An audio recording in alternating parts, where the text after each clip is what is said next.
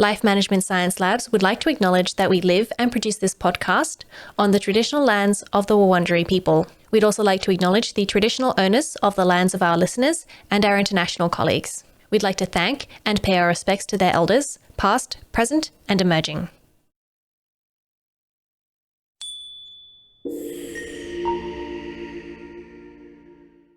Hi everyone, and welcome to Room by Room, the Home Organisation Science Insights podcast, produced by LMSL, the Life Management Science Labs. We are champions of life management science, providing structured insights informed by science and inspired by practice on key aspects of conscious living.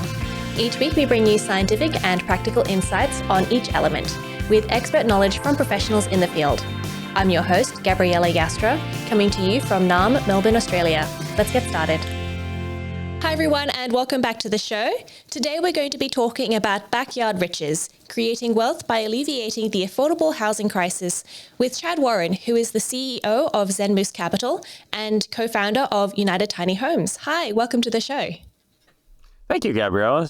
Thank you for having me. Thank you for joining. So before we get started with our topic today, we'd like to get to know you a little bit better. So do you mind introducing yourself? Actually, you know what? I have a partner. I usually have her introduce me because she's so much better at it than I am. But but my name is Chad Warren. Our main company is called Zen Moose Capital, which is a social impact fund focusing on entertainment, media, technologies, green technologies, and affordable housing. But I also have a long background in I've been a real estate broker and a developer for 25 years. I also have an extensive background in business development and as well as science and consciousness. I have a kind of a unique, eclectic background. I was the youngest teacher of transcendental meditation in the world at 14. So I spent my high school years teaching TM and yoga and spent a lot of years studying with Maharishi in Europe and Buckminster Fuller, and got my degree in quantum physics and math with a minor in Sanskrit and the Vedas. And then I went back and got my master's in spiritual psychology. So again, I'm always looking at the intersection of consciousness, business, and science, and in a way that is highly profitable and highly impactful. So we got involved with the whole tiny home thing just because it was the middle of COVID, and we wanted to get involved in having an impact on affordable housing and homelessness. So wow, that's kind of a very unique kind of a background. Yeah, I'm so fascinated by that because I'm really enjoying the mix of different things. I think that it makes bringing in many diverse perspectives and thinking is so it's really great because otherwise you miss things, I feel like. And such an interesting, so 14 years old and teaching. I can't imagine teaching anything at 14, honestly. Yeah, it was fun. Mm-hmm. Yeah, it's all through, that was my high school years, and then I ran the TM Center with my mom in La Mesa, and then then went into after college went into medical. I had a medical company which I built successfully in the Midwest and then sold. Did a lot of different marketing, VP of different marketing companies. Then I got into psychology. Like I said, I got my master's. In fact, actually, I was married to my Australian wife at the time. Mm-hmm. And she's down there in Mossman. I was married to, Sir Peter Abels was my father-in-law. So I don't know if you know that area, but I went on to study with a guy named Dr. Callahan, who invented a thing called thought field therapy, which is a tapping technique for eliminating trauma. So I did that for quite a while. And then it was incredibly fulfilling in terms of impacting people's lives and getting rid of emotional issues and trauma. But it wasn't making very good money. So that's when I got into real estate and did that for many years. And again, realized that just doing real estate for money was not my passion. And that my partner and I, when we got together, we decided it was time to really kind of, do our legacy work. And it was time to really focus on things that had meaning and had, impact, not only on an individual basis, but globally. And so that's been our driving force for the past, 6-7 years as we're, building, anything that will make a difference while also having a lot of fun along the way. So that's what we're all about. That sounds like my dream. Yeah. Yeah. So I now talk about, consciousness in business. I talk about, love and bliss and inner joy and happiness as business principles, right?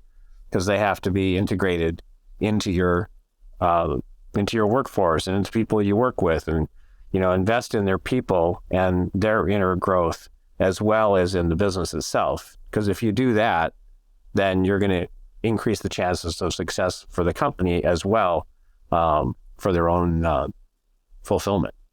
I guess thinking of people not just as people who work for you, but as people in their own right who deserve to be helped by what you're doing, as well as helping everyone else. That's really great. And I can't wait to, I guess, talk about this more with you, because I think this is, sort of what we're talking about today is tiny houses and how they can help. But first of all, we're going to learn a bit more about you with a section we call Have You Met Chad? So what's your favorite book? Oh my God. I started reading when I was 12. So I've read about, 10,000 books. God, my favorite book, that could be anything from The Alchemist to the Foundation trilogy to Stranger in a Strange Land to, I've read so many incredible books. I can't think of any one that's like the absolute best. In fact, what is a book that you enjoyed recently?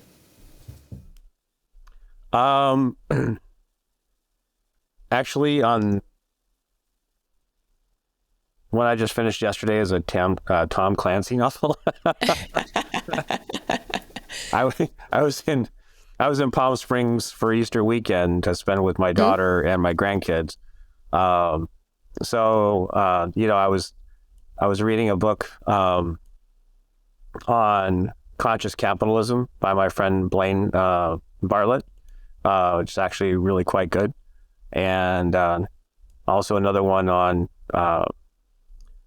leadership.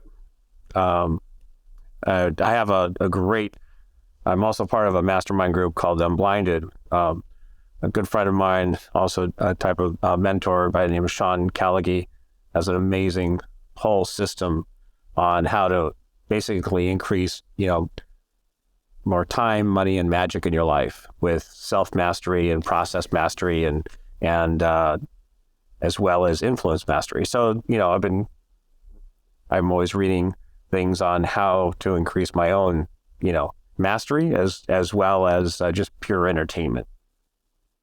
I think it's good to have a mix of the two because they both help you in different ways, I think. Mm-hmm. Absolutely. I mean, I started reading science fiction and fantasy with I was 12 all through my high school years. And, it's amazing how many just concepts are explored in those kinds of books because of the fact that they basically have separated themselves from the world and go into a different world, and then they can explore all kinds of ideas and concepts.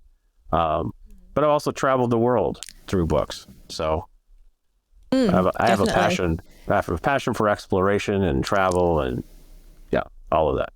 Great. And is there a movie that you've watched recently and enjoyed? Oh, I watch a lot of great movies. And I'm really bad at remembering them. Or the names. I'm terrible at remembering the names. But yeah, gosh, what was it? We just saw something that was really, really good. That's where I normally need my partner to say, okay, what was that we watched? To be honest with you, Um, oh, well, I mean, I was just watching The Mandalorian, which is awesome. Mm-hmm. And I watch a lot of stuff, just to keep in touch, with the entertainment world, just in general, to see, what's up. A friend of mine, he owned the story rights to Wheel of Time, which I really, really love that. Wow. It took him 18 years to get that made. And yeah, did you watch it? Mm-hmm. Yeah. Mm-hmm. What? The first season was awesome. They've already filmed the second season. The first season they spent $10 million per episode. The second season they spent $15 million per episode. Okay. Yeah. I haven't watched it because I kind of wanted to read the books first, but maybe I'll just have to watch it because I don't know if I'm going to have time to read all the books. It's tough. I read those books when I was a teenager. So Robert Jordan's, a classic. So yes. So I love grand, things like that. But I love things like Tenet, or what was the one where it was multiple layers of dream states? Inception? Inception. I mean, stuff like that is just, I love that kind of movie making. Yeah. And do you have any podcasts that you listen to? I have, my friend Blaine, he does one called The Soul of Business, which is very cool. And he also done some stuff with David Meltzer. And we have I've actually a really good friend of ours, Tracy Hazard. She owns a company called, what is it? Podify. So, yeah. And so huge amounts of one of the largest distributors of podcasts. So I'm more around people. I know a lot of people that are doing podcasts that I actually listen to them. That's funny. So you don't listen to their podcasts, or you only listen to their podcasts? No, I usually I have them tell me what's on their podcasts. Oh yeah, it's a podcast, but in real life. Yeah. I just haven't had that much time I just recently rediscovered books. I got it on Kindle for a while, and just recently went and picked up a book, and it was just the handling of the book felt so good. So I kind of rediscovered books again. And I'm so busy building 3 different companies that I haven't really had that much time. If I'm going to learn something here and listen to something over here and maybe do a little bit of reading, and then I've got 75 Zoom calls every day. I haven't had really much time to watch or listen to much in the way of podcasts. Yeah, fair enough. I keep meaning to. We've only got so much time in our lives. Yeah. Do you have a role model? I have quite a few. Buckminster Fuller is one of a great role model. In fact, a good friend of ours, she has a thing called Money in You, and which is big in Southeast Asia and now in Australia. Also the Business School for Entrepreneurs, and everything in there is based on Buckminster Fuller's principles. Maharishi, who I studied with for many years, is a great model for me in terms of really performing action established in the inner bliss of your own consciousness, so that you're living fullness of inner life and outer life together. So yeah, interesting. So those are a few of mine. Yeah. And is there a course that you've completed recently? A course. I signed up for a few. I've got one on creating funds, and because we're launching our social impact fund, so I'm learning all about managing and operating funds. Also on a course on Maharishi Stapachevade. Now, Stapachevade is, you've heard of feng shui? Yes. Yeah. So feng shui is, right, it's the Chinese idea of how qi flows in a building or a home or things like that, and how it influences your life. Well, Stapachevade is the Vedic version of that. So that comes from the Indian Vedas, and so which I've studied a lot, the Vedas and Sanskrit. So it also talks about how, flow of energy through your house, and how to. That's very scientific, extremely mathematical, and how you position your home or your building so that it has maximum effect on what you want to have, either more prosperity or more joy in life or relationships or different things like that. So I'm studying a little bit of that. That sounds interesting. I would like to learn more about that, but I guess there's so many things I do want to learn. It's just like, which one do I pick? Exactly. It's always a sequential process and a journey. Yes, exactly. So how do you define home organization? That's interesting. I've never been asked that one before. How do I define home organization? Well, again, I think that's really about, I think you're talking more about space, right? It's your concept of space and your relationship to it. So I think your home organization is about creating your space in your home so that it works for you and it supports you getting what you need and also what you want to accomplish, and creating an environment that's really, supportive of you having, the maximum joy out of your own life. Yeah, I love that. And are there any misconceptions about home organization? I'm sure there is. And then there's, the, what's the one that, if you haven't used it in 6 months, get rid of it.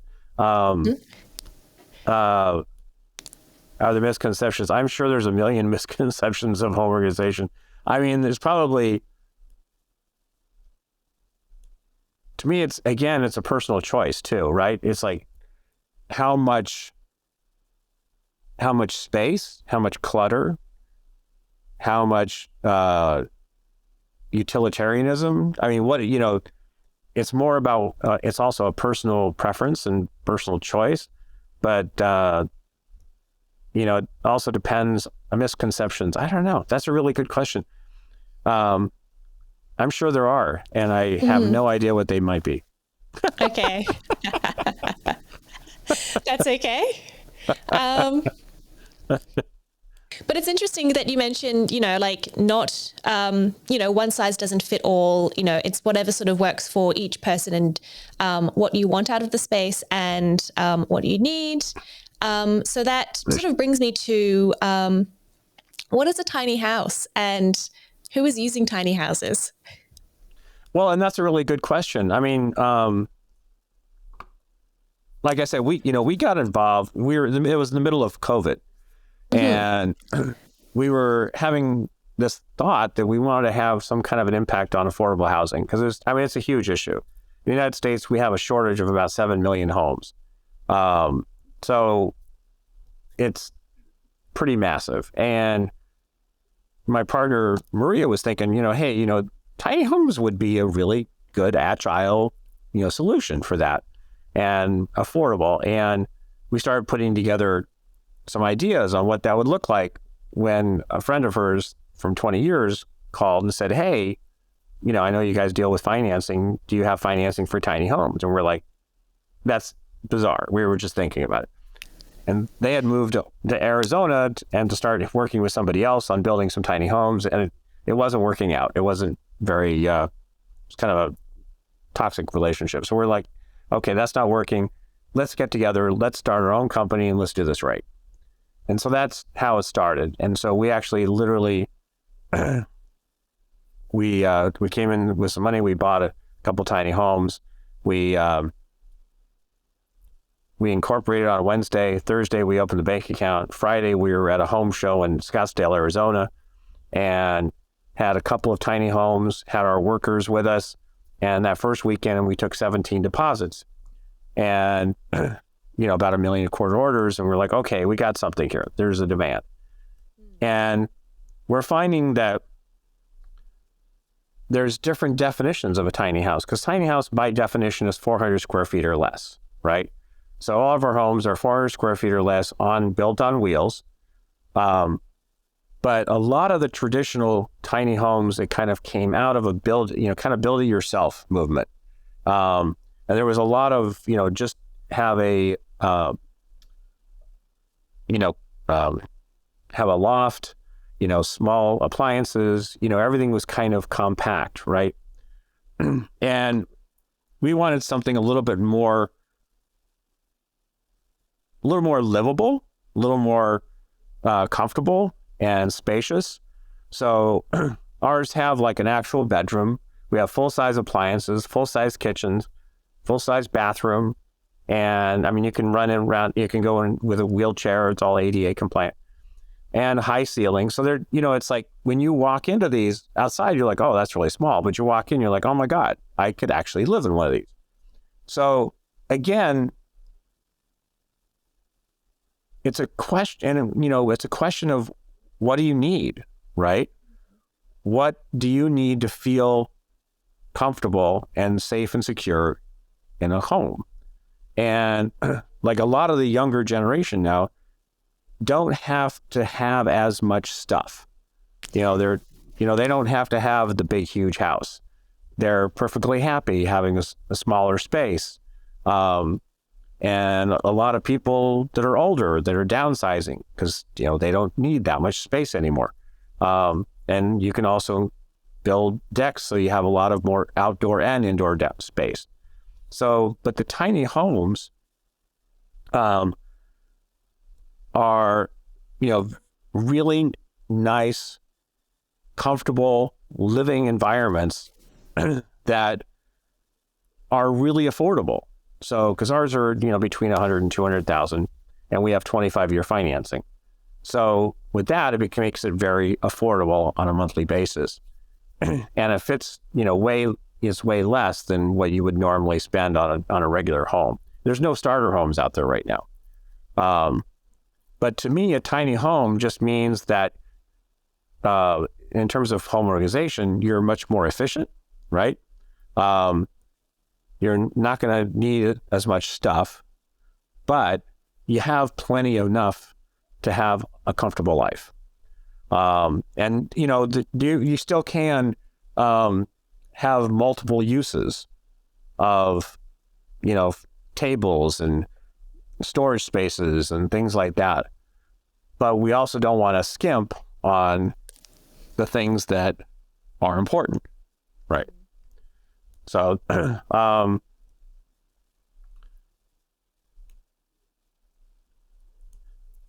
I think you were asking what my concept of a tiny house is?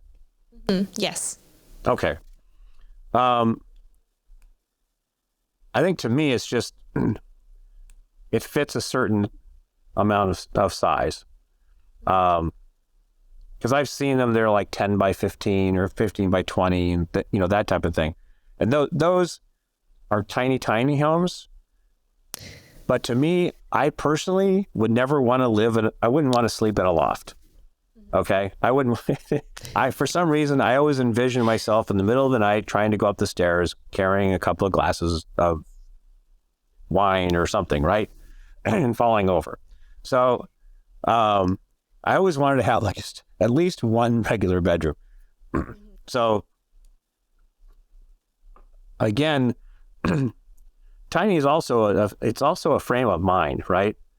It's not only about the space, but it's also a way of life. Because we always say, go tiny, live large. So it's like you can have a tiny space and still live a large life, right? You can have the full-size appliances. You can have a whole outdoor living environment. You can have your jacuzzi and your overhangs and, and well, in Arizona, you want to have the spritzers outside. But anyways, so it's a combination of a lifestyle as well as a type of home that you manufacture. So you mentioned before that often that the ones you build have wheels. Do all tiny homes have to have wheels? No. And okay, so are the wheels part of the, as you say, living large? And does it mean that you have the opportunity to, I guess, take your home somewhere else if you don't like where you're living? Mm-hmm. I mean, it's two things. Number one, it makes it so that we can put it a lot more places. So with it on wheels, number one, we manufacture our own chassis, our own wheels. And so everything's built in the factory. It comes completely, finished, ready to be installed. So we don't have to do any construction at site, except for connecting to the utilities. So that number one. Number two, there's a lot of people that put these into RV parks, mobile home parks. Now a lot of tiny home villages are popping up. And you can either keep it on the wheels, or you can take the wheels and the axles off and attach it to the ground. And in fact, there's a lot of places where we'll drive it to that area. There are certain cities they have no problem with the wheels. Others, they require that we take the wheels off, that it actually be attached to the ground into a firm foundation. So it gives us the flexibility to go to any of those types of locations. We can put it in the backyard as an ADU. What's an ADU? So in the United States, it's called an accessory dwelling unit. And accessory dwelling unit, it means that let's say you have a home and it's zoned to be able to put like just one house on that property.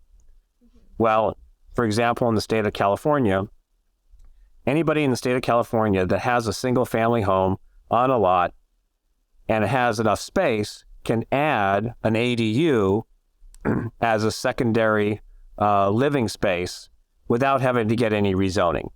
Oh, okay. And so they can make an ADU they can take a garage and convert it into an ADU. They could put a tiny home in the back there as an ADU, or they could build a separate little kind of cabin as an ADU. So it's kind of like what they call the granny shack or granny flat or whatever. Yeah. So, and then more ADU laws are being put into place on multiple states throughout the United States constantly. And so that would allow more people to have, put in, granny flats, tiny homes and things so that, they could theoretically, I guess, rent it out to people or have their kids living there. Well, that's the whole idea. Especially in California, when there's so much density, and there's a lot of demand for housing, but there's nowhere to build in a lot of places. So the idea was that would enable to increase our density by putting people in your back home, and you could have, like you said, either your parents can live there or your kids can live there or some other relatives, or you could rent it out. And that's why we have our program called the Backyard Riches. The Backyard Riches means that as a homeowner or as an investor can buy the tiny homes, put them in these backyards as ADUs. You can rent them out monthly or Airbnb, depending upon what's allowed in your area. And because of the 25-year financing we have, and most other tiny home companies, they don't even offer financing, or they say, go get a home equity line, or they, that type of thing. And whereas we have about 3 different companies that will do financing for 20 to 25 years. And with 25-year financing, you're actually, and you're putting it in there and you rent it out, you're in immediate cash flow from month one. So now you've got another source of income that can either, add to your cash flow or it can offset your mortgage on your main house, which is one of the motivations in California, for example. Real estate's gotten so expensive that, this was an idea, hey, let's put some ADUs back there, we'll rent them out, and this offsets that high cost of the mortgage cost. And that was one of the motivations for doing the legislation for ADUs. Because in California, you can put up to 4 on a lot. Oh, wow. Whereas in Arizona, most other states, you can just put 1 ADU. Yeah, doesn't increase that much living. But I guess, so in where I'm living here in Australia, to sort of deal with our affordable housing crisis, I mean, we're not doing that much to help it, unfortunately, but something that I feel like is happening is they're building a lot of apartment blocks to try and house more people. And it feels like, you've got one house with maybe up to 4 tiny houses, as opposed to a block of land with 20 or 30 apartments on it. So I guess, what are the benefits of a tiny house versus an apartment block in terms of like affordability and, increasing housing stock?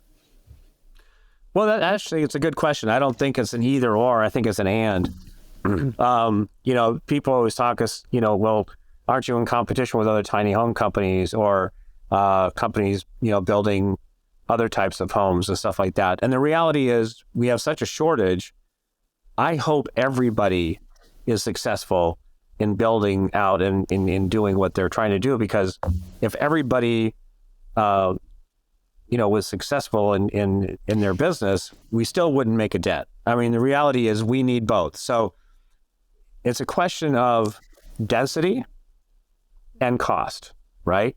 So when you're doing an apartment, let's say you're doing 200 units or whatever, then that may be the best or more appropriate use of that particular land in a particular part of the city. But it also, you have to look at how long does it take to build that out, to go through the whole entitlement process, right? And it may take 2 or 3 years to actually entitle it, foundation, do everything, and actually finally get it out there. Tiny homes, at least, for us right now, if somebody comes in and buys one, we can deliver within 90 to 120 days. So it's a solution for people that can get into it quickly. It's something they own, right, as compared to an apartment. And they have actually a little bit more space. So they're not, even though it's tiny, they're not right on top of each other. So, like an apartment is. So, and in fact, our next phase, we want to start building branded tiny home villages across the country that are more intentionally tiny home villages. So they have, like WeWork space and community activities and things like that, and community center, and not like your mobile homes that are right on top of each other, but having a little bit more space around them, so they have a little more sense of their own, of a home. And the other thing is that the tiny homes, they're built like a regular house. They're built like regular wood frame or steel frame construction to last over 65, 75 years. So they're built to IRC standards. So they're not like a mobile home, which is not built that well. They're not built to last that long. These are built to last a long time. They are actually appreciating assets, not depreciating assets. So it's a good investment in themselves. And it's just a different experience. So some people may prefer, they want to be in an apartment with a lot of people, and that may be in the center of town and might be appropriate. But we're finding a lot of places that even have large amounts of condos and apartments. The prices of the rentals and the prices of everything have gone up so much that still, is driving a lot of people out of them. So again, we're trying to provide a very affordable alternative. So, because you buy something $125,000 or something like that, and with installation and everything like that, and you're maybe paying $1,100 a month on a payment, and maybe the same type of thing in an apartment might be $2,200. So that's, again, depending on where you're at. Yeah. I mean, where I'm at $4,200, but yeah, I'm renting, so I don't really understand loans. Well, it all gets down to, monthly payment, right? Yeah, exactly. And I mean, I'll learn one day, hopefully. Maybe I'll buy a tiny home and then I'll have a home for myself. See, there you go. I have faith in you. Yes, one day.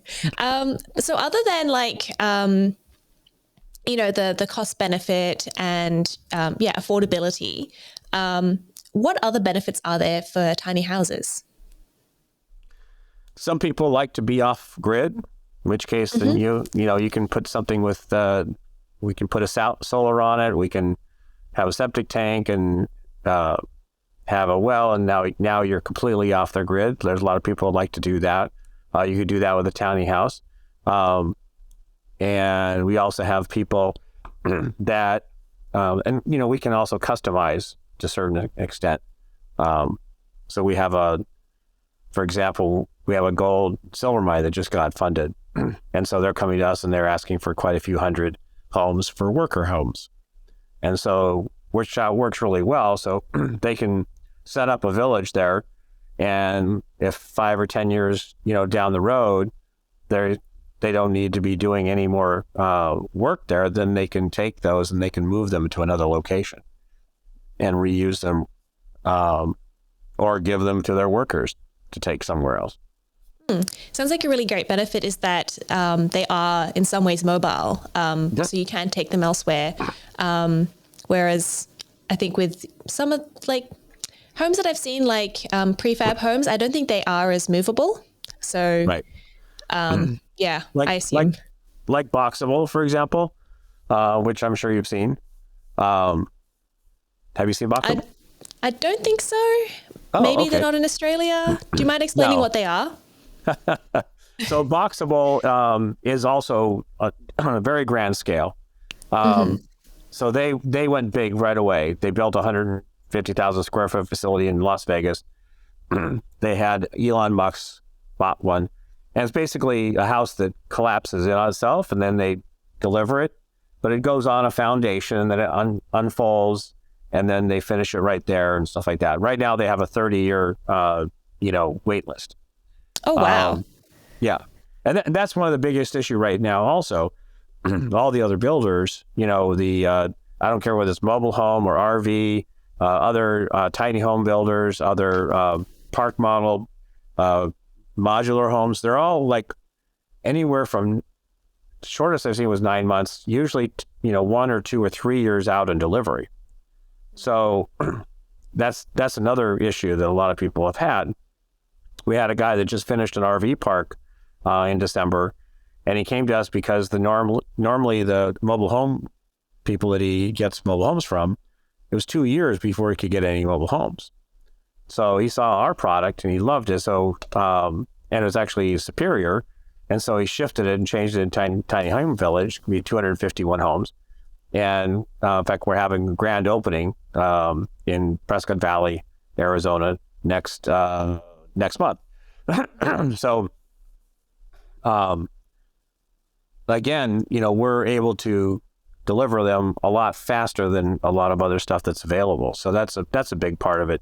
But yes, there are a lot of people that are just general contractors that are going in and say, okay, I'll build you an ADU in your backyard. And you see, I was talking to a friend of mine in Orange County here in Southern California, and they're selling ADUs for people's backyards, and they're coordinating with all these builders.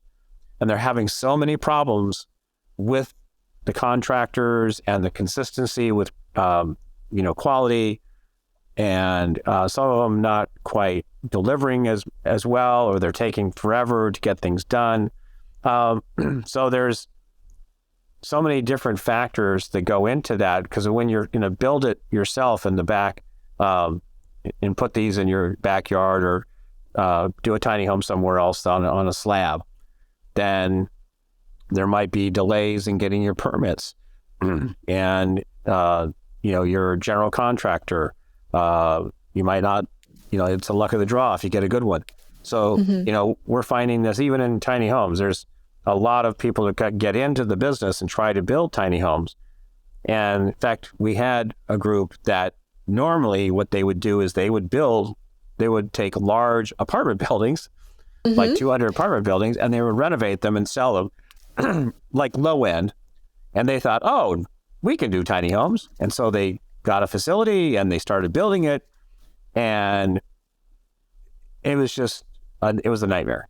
It was a nightmare because they just kept cutting corners and doing all these things, and that created all kinds of problems. So we actually ended up buying a lot of the assets. We actually ended up buying the assets of that company, and they gave us a bunch of half-done houses. Well, we had to destroy them all. They were unusable because of how they were built or attached, or they had things, holes missing, or, the quality was crazy. So it didn't transfer. The skills they had over here didn't transfer over here. And one of the things that we're getting known for is our quality. And we've seen all the mistakes everybody else has made. And that's one of the things we're really focused on, is really that high level of quality and customer service, so that we don't have to go out and constantly, fix them once they're delivered. And that is a big issue. So I guess if people are looking to buy a tiny home, and, they might not necessarily be able to get one from you because they live in a different country, what should they be looking out for? Like, what mistakes often happen, or what are some common problems? Or are there specific manufacturers they should be looking at? Well, first of all, I think you should look at, there's a lot of ones out there that are coming out with some beautiful, incredible designs. There's some really cool stuff out there. But I would look at, where are they really? Are they actually producing? Or are they just coming up with, examples or models, but they may be a year down the road or 2 years down the road before they can actually deliver anything. So you see a lot of people get, oh, that's really cool. And then they put in a deposit, and then it takes like 2 years before they can get anything. So number one, I would look at, where are they?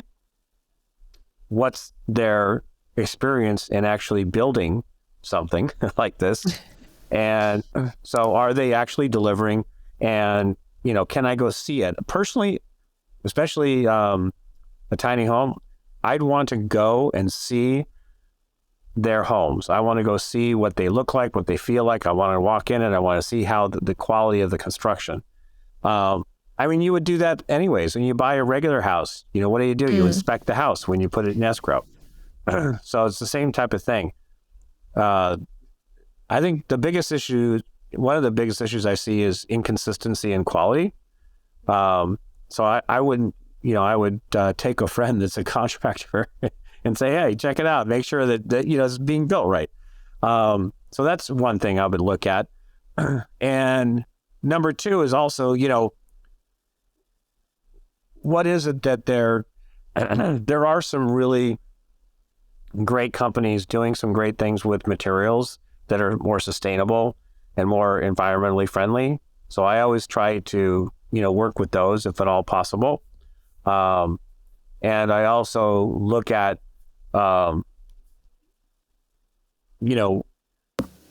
are they pricing things too? Like we've had people that have flown out from South Carolina to meet with us because the tiny home company out in the Carolinas, they build good stuff, but they nickel and dime you and charge you for every little thing, right?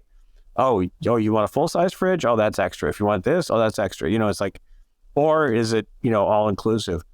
So, look at the pricing. Does it make sense? But also be willing to pay for, quality. If you're trying to get a tiny home for $20,000, you're not going to get much.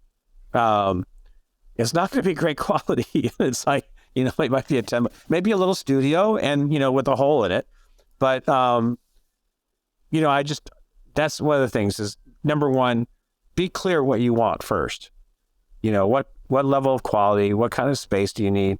And then just go talk to them and see what really, speaks to you. that you actually would enjoy being in terms of now the materials, of the design, the space. There's some ones that had some beautiful concepts, but when you actually got into it, it was very claustrophobic. And other ones that, I stand in, I was like, oh, I feel like I have so much space and I feel really comfortable here. So those would be some of the things I would look at. Yeah, I've seen videos of tiny houses, and I love the ones where, you can turn this into that and use this as that. But I feel like in real life, it'd be so annoying. You're trying to eat breakfast and someone's brushing past you as they try to change the table into something else so they can. Right. I mean, yeah, we just had one of our workers actually design a stairway that basically lifted up and was flat against the wall. Oh, wow. And so it had that space. So when you wanted to go up to the loft, you just pull it down and then you just walk right up. It's great. So it opened it up a little bit. So there's some cool things like that. But you're right. There's some of it sounds great, but could be annoying in practice. I'm sure there are definitely designs where it actually makes sense and it actually works, but some of them are really cool, but I don't think would actually work. Exactly. It's true. And also you have to look at what's the environment. Where are you going to be living? Are you going to be in mountains? Are you going to be in the desert? What's the environment like? Is it rainy a lot? All those things, go into it. So, not much point getting a lot of decking if you're going to be outside in snowstorms all the time. Right. Exactly. I mean, unless it has a jacuzzi, in which case then that's probably not a bad idea. To me, everything is always better with a jacuzzi. So, but even the desert, I suppose it gets cold. Oh, it gets cold at night. Okay, that sounds nice. Yeah. Okay, so once you have a tiny home, what are some problems that people can have? As I said, they can feel cramped. What can people do to keep them organized and keep it from feeling cramped? So one of the biggest issues that I see is, I'd say, closet space and storage space. Those are obviously the biggest things. Now, from storage space, it makes sense. In fact, we're working with a partner of ours, and he deals with self-storage parks and things like that. So it just makes sense to add a self-storage on the property with you. What is a self-storage? Is that just a garage or a shed or something? Yeah, basically. Okay. Do you know the self-storage parks? Is it do they have those down there? Is it like you rent basically a garage and it's got a little door and you can put stuff in? Yep. Okay. I know what that is. I think maybe we just call it something else. Okay, yeah, exactly. It's like, you have car parks, right? Okay. It's so funny. It's like, and you say it just like they do in Boston, which I think is hilarious. But car park. Exactly. Yeah, that's how they say it in Boston. Car park. So yes, I had a whole book on Australian. But yeah, basically, so one thing is storage. So I think it makes sense to have an extra storage facility on there. The other thing is closet space. So I think, and this is probably, one of the toughest things, is constantly going through and make sure that you don't hold on to a lot of stuff that you don't need. So a tiny home is not good for a hoarder or somebody that has 100 shoes, pairs of shoes. It is a simpler lifestyle. So, if it's the same type of thing that, if you have a good, dresser or something like that, if you have two people living there, you don't have a huge walk-in closet, unless, you design one that the bedroom is the walk-in closet, and then you have the living room as a actual living space, and use that as like a studio. So hey, it's all in priorities, right? So again, you have to get creative in that way. So that's more the issue I see, is more about people's stuff. You can't really hold on to a lot. It's like, be really intentional about what do you really need and what will you actually use. We have a lot of stuff that we never use. My kitchen's full of it. Yeah. Right? It's like, let's move this, let's move that. When are we going to use it? I don't know, someday, but we want it there. It's like, in a tiny home, you don't need to have all that stuff. You can be more intentional and say, okay, I only need a couple of coats and not 17, that type of thing. Yeah, so I guess it's about matching your lifestyle as well to where you're living, or changing your lifestyle and being realistic about who you are. Yeah, exactly. Mm-hmm. Is there anything that I've missed that you wanted to talk about? Yeah, I think the main thing is, right now, now I don't know how it is in Australia right now. There's such a demand here. I would think that there would be down there as well. I don't know if I know that there was it was very closed during COVID. We had a lot of friends down there, and I don't know if that also had the impact on slowing down and stopping builders from starting new homes. I know that. I believe we had a lot of problems getting imports in, and we had a lot of problems, bringing building materials in, and it slowed a lot of things down. Right. And the same thing happened here too, right? The wood quadrupled in price.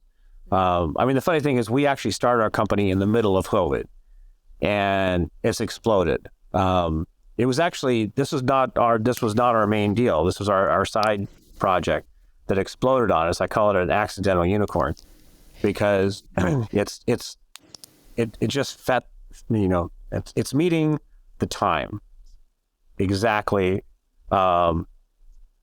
It's meeting what is needed right now perfectly.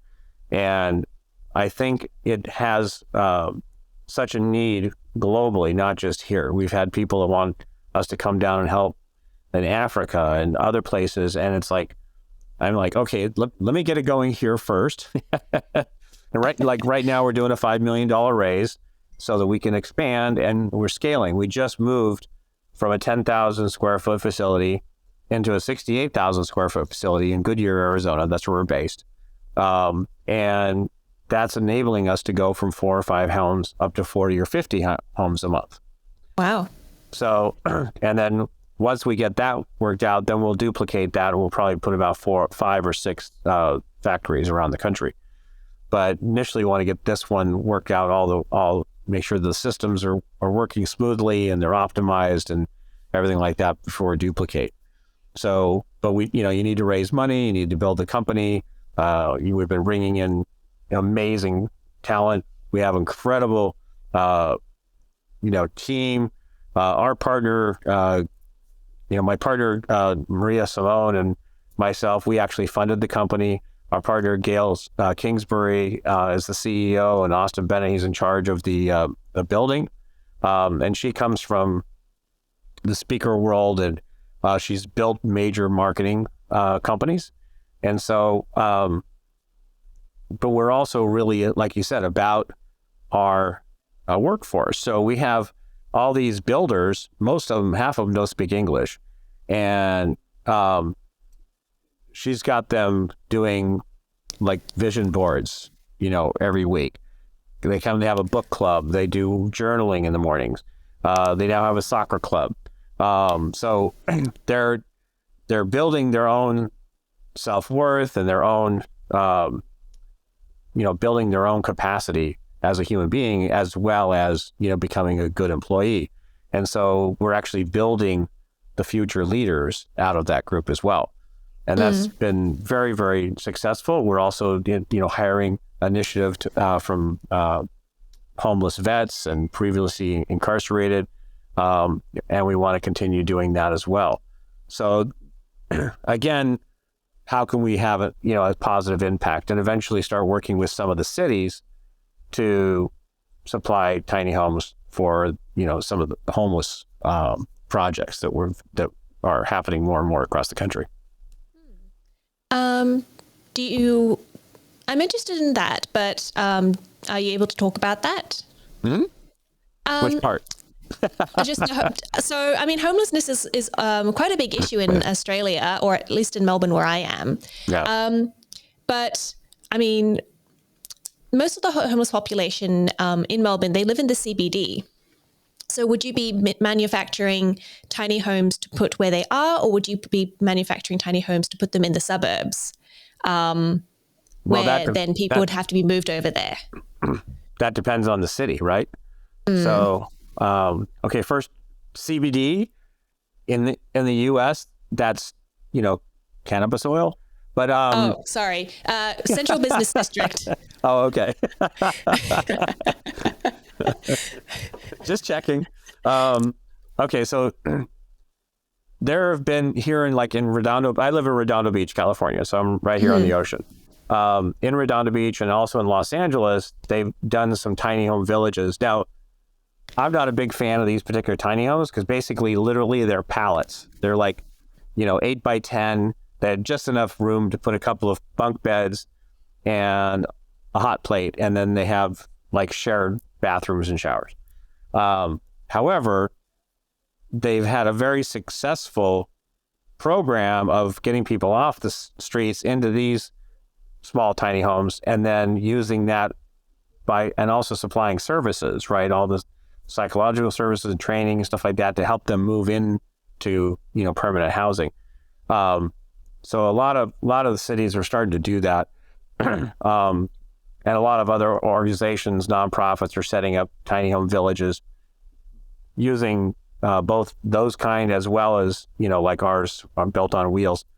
So again, that really comes down to if it's let's say a church or a nonprofit organization and they have land, that if they have land in the CBD that they can do, or the city has some land that they're willing to work in conjunction with maybe a nonprofit or something like that to create a place to put those on, then that's great. If not, then they may have to, find another spot over here. I don't know whether it's in the suburbs or not, but where they can find land to put them on, and then bring them to there. So I've seen it both ways. I've seen, like LA did it in downtown Los Angeles. Another one out in the valley. Redondo Beach did it right in little bit near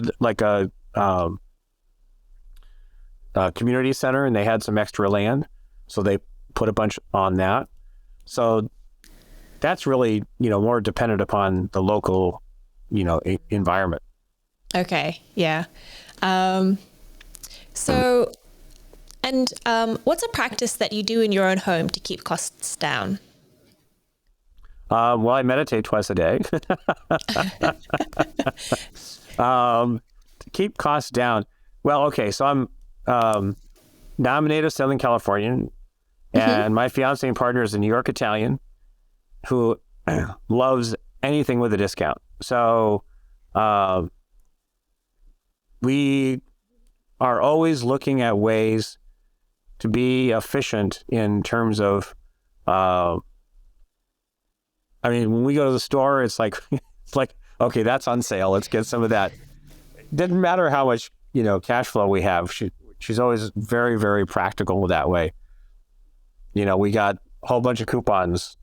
It's my birthday last week, so now I've got all these coupons, and we're trying to take advantage of that. We're shopping at Macy's because we got 40 and 60% off, and plus my birthday coupons. And hey, let's put it all together and let's go shopping. And we live simply. I live in a smaller place, but it's a half block from the ocean, and I can walk into town. And, I like being in an area where I can walk to things that cuts down on cost also. I don't have to drive everywhere. And we can walk to Trader Joe's, we can walk to the banks, and the restaurants are right here. So I think, that I like areas that have good walkability, because that also can cut down on wear and tear on your car and costs and expenses right there as well. And I wear a lot of black t-shirts.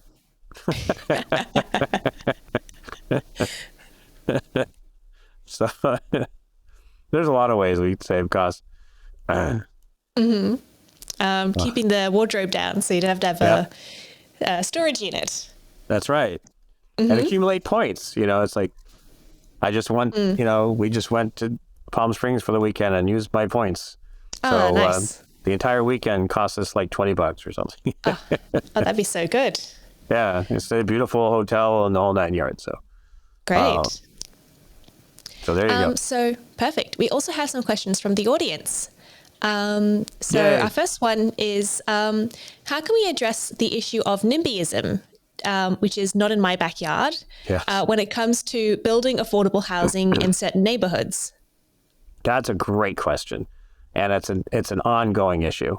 And I think, one of the things I like about the tiny homes is the fact that they're not mobile homes and they're not RVs. So they have a different look and feel to them.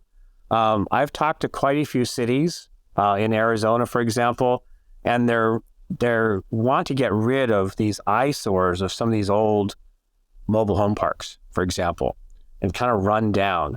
And I think when they see some of the newer, like, tiny home villages, they're like, oh, okay, this has a totally different feel to it, right? This is not your mobile home park, which is right on top of each other, and they're all kind of like metal sheds type of thing.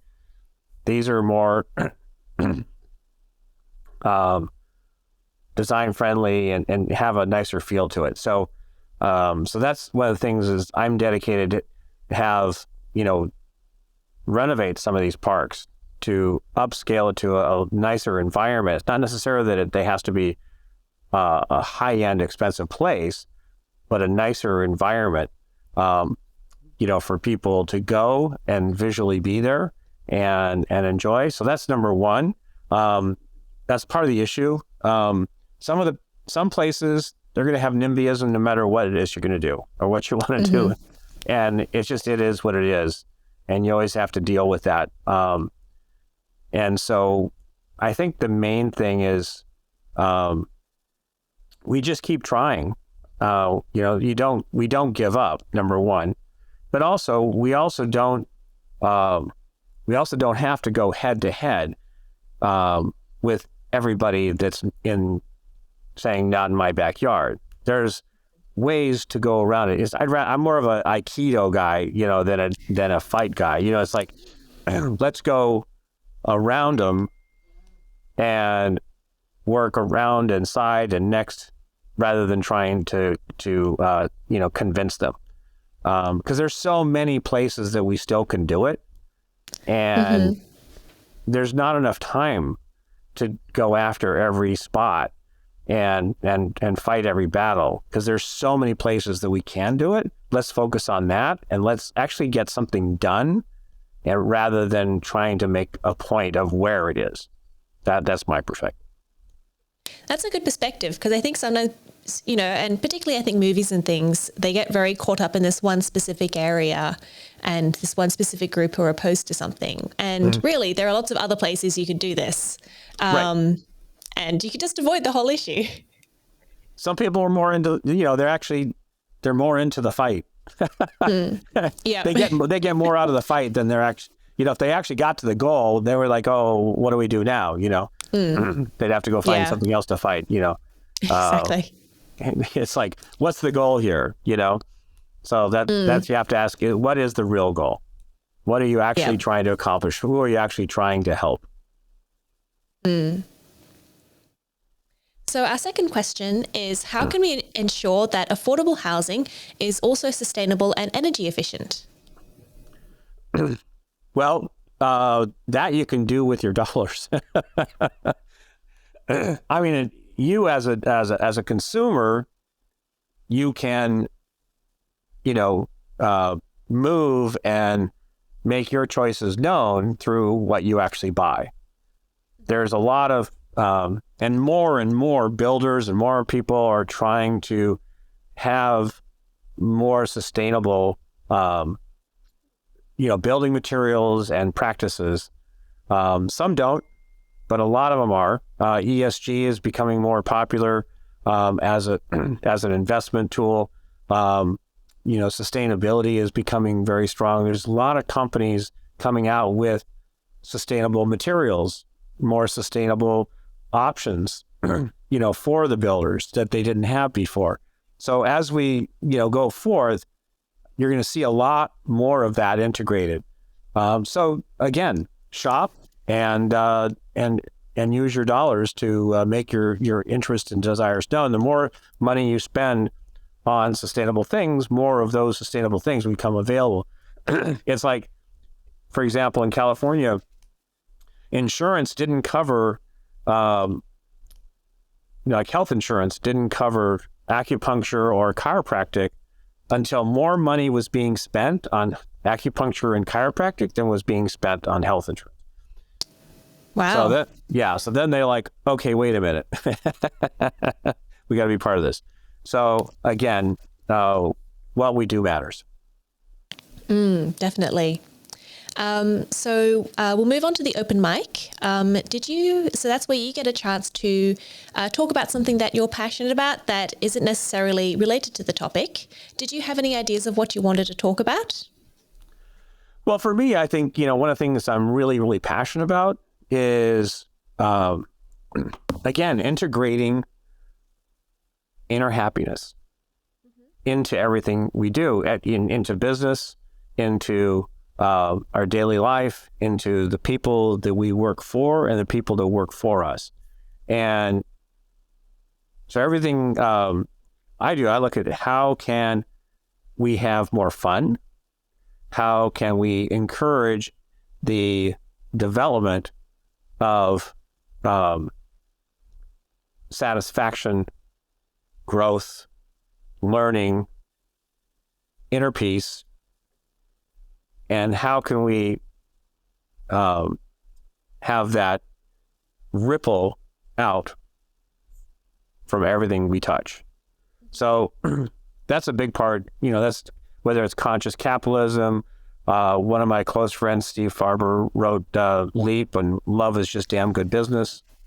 And because if you really come to business and come to life with your heart and just connect to other people on a heart-to-heart basis, so it's actually heart-centered business where we actually truly care about one another and not about just, the product or the thing or the or whatever, then I think we will get more out of our business. We'll get more out of whatever we purchase or whatever we bring into our lives, because and we'll get more out of sharing that with our loved ones, right?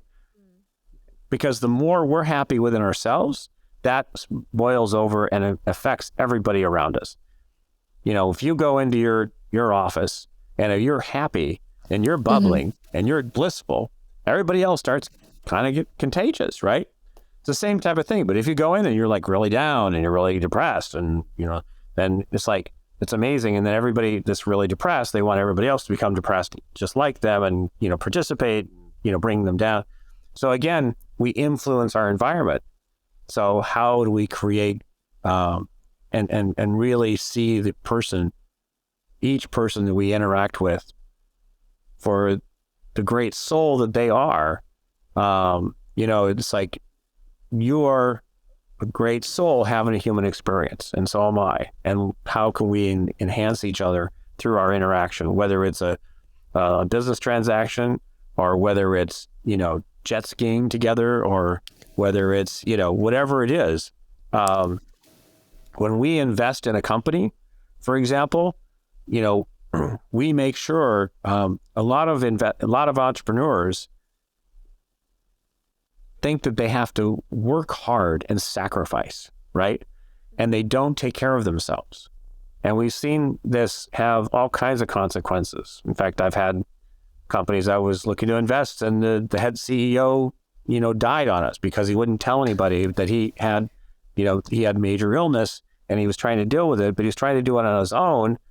And he had people around them that had, solutions that would have healed what he had. But because he wasn't telling anybody, and he was trying to hide it because he thought he had to put on this, exterior of I'm tough and I know what I'm doing, and it killed him. So, when we invest in a company, I'm investing in the people in that company, not the product, not the service.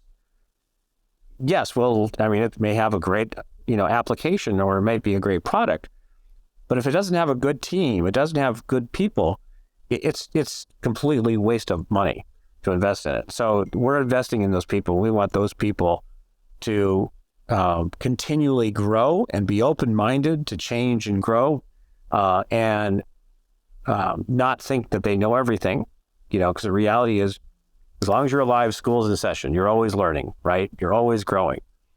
And stay humble, always be open, and be willing to change and grow and bring in people that can do things that you can't.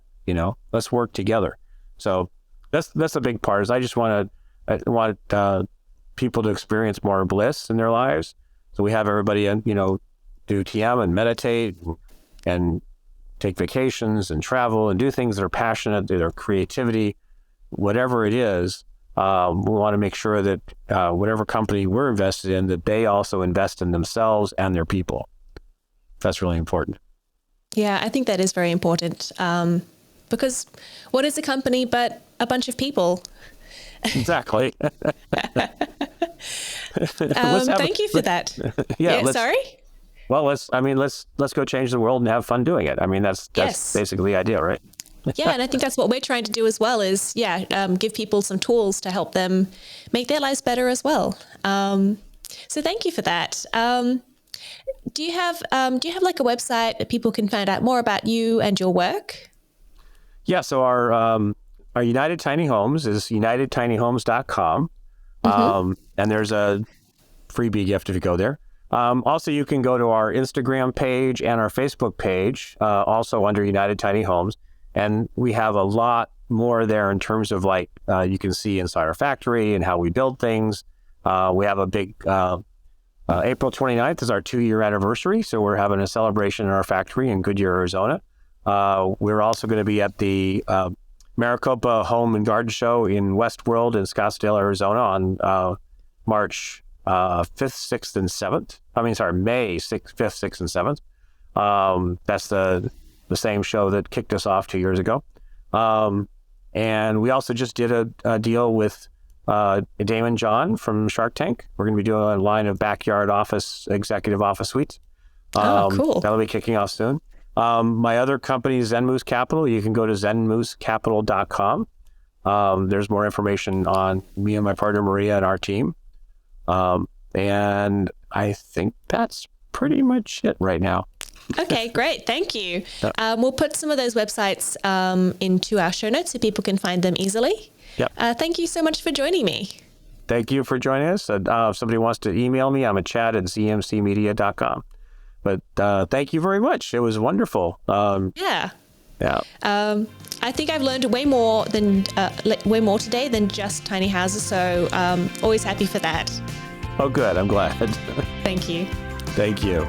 You've been listening to Room by Room, produced by the Home Organization Science Labs, a division of LMSL, the Life Management Science Labs. More episodes like this from across 10 life management perspectives can be found by searching LMSL on Apple Podcasts, Google Podcasts, Spotify, and YouTube, and any other podcasting apps available on your smart devices. If you enjoyed this episode, please consider rating, sharing, and subscribing to our channel, as it helps other people to find it so we can grow and continue to bring you quality resources. More of our work can be found on our website, ho.lmsl.net, where you can join our movement. I'm Gabriella Joustra, and thanks for tuning in.